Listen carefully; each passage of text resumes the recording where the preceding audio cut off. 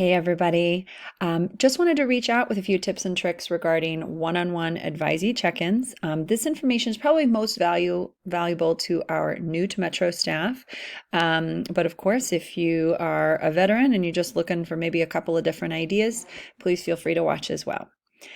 So like so many things at Metro, there's a lot of different ways to do things. And so none of the options that I'm going to share with you are the one way, but they give you some options and some ideas if in fact you are kind of starting from scratch and you don't have sort of a procedure in place. These are different things that you can borrow from and use as you choose.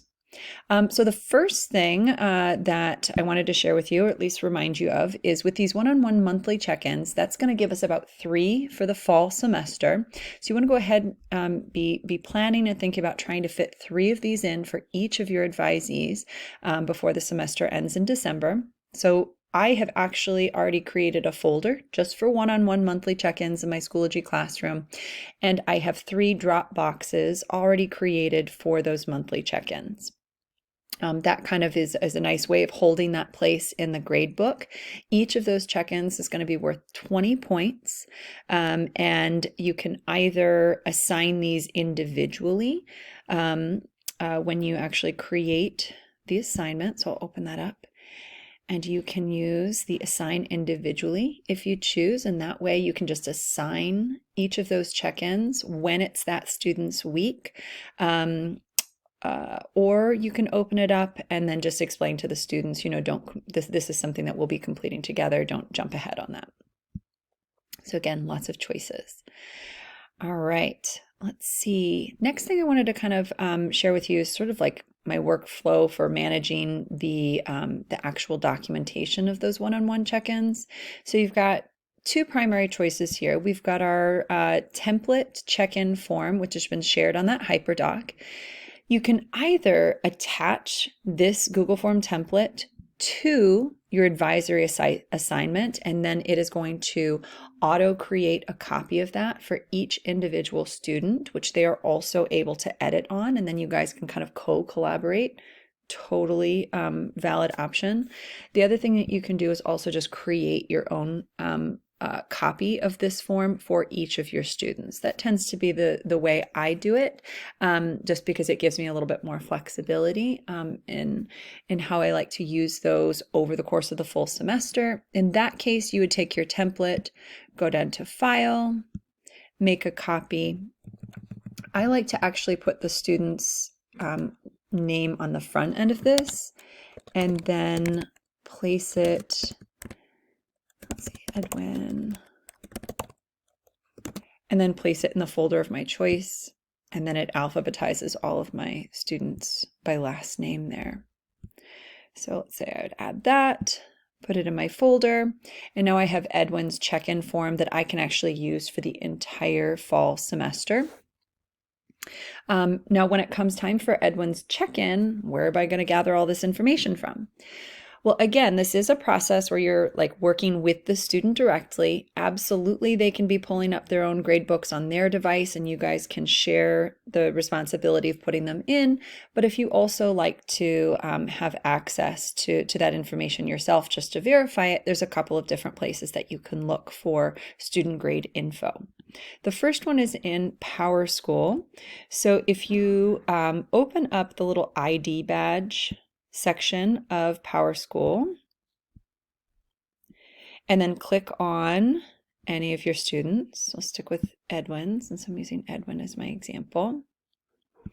Then from this select screens dropdown, you're going to go down to Teacher Dashboard. That Teacher Dashboard is going to give you a whole bunch of valuable information, including their current schedule, their current grades, attendance information, if that's something that you need to talk about.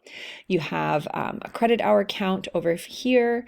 Do note that this counts credits towards graduation, not necessarily mastery credits, but you can determine mastery credits by looking at the historical grades section. Here you can take a good look at the different courses that they've already taken and their current grades in those classes. So lots of valuable information there. Another great resource is the advisory tool in Schoology. So you open up your Schoology account, you head to the Tools icon here, and then drag down to Advisor Dashboard. That's going to give you this little search field, and you can start typing any student's name, select them, and then you can see from here, I have access to all of the Schoology pages that he is currently enrolled in. So I can open up his, let's say, environmental justice class. Not only can I see the class itself and all the materials, but I can go down to his grades and I get to see his foundationals, his mastery. I can open up the individual assignments.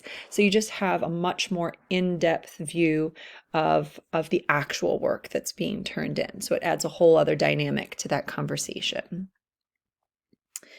All right, now once you have completed that form with the student, you want to make sure that you are not only sharing that information with the student, but sharing that information with that student's parent or guardian. So it's my practice to use the share function here in Google Docs. I add the child's name so that it will send them a copy. And then I would also, if the parent prefers email and seems to communicate well in email, I'd add their address here. And then in the message section, usually just give them a little update. Hey, today Edwin and I, we met for our monthly one-on-one check-in. Please feel free to take a look at the document, which is going to provide a summary of the things that we talked about and his current progress in all of his classes. If there's any specific information or updates you want to add, this is a great place to do it. This is also a great place to say, please respond with any questions that you might have and to confirm that you've received this message. This is a great way to ensure that this information is making its way home.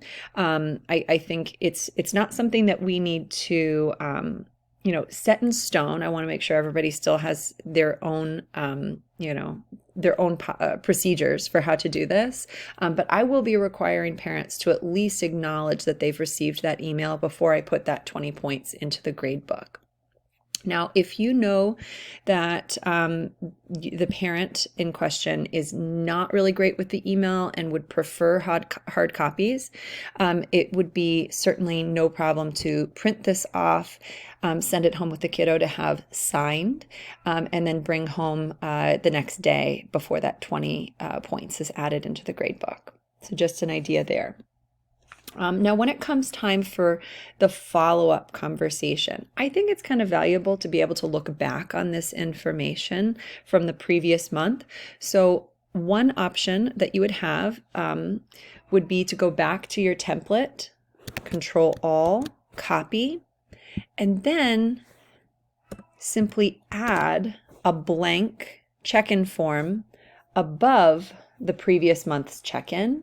That way you're creating just sort of like a running blog roll of all of those updates in a side of a single document rather than 3 separate documents. Again, like both systems work, it just depends on how much clicking and chasing and searching that you want to do. One little tip that you need to keep in mind, however, is if you want to reshare this with the parent, you'll need to actually remove them from the owners or those on the shared list, and then add them again if you want to be able to send them another email. Just one of those funny little quirks of Google. All right, so hopefully this gives you a few ideas for how to manage this piece of advisory. If you have any questions or if anyone has even better procedures that they use in their own classroom, please make sure that you share those out. Hope you guys have a great week.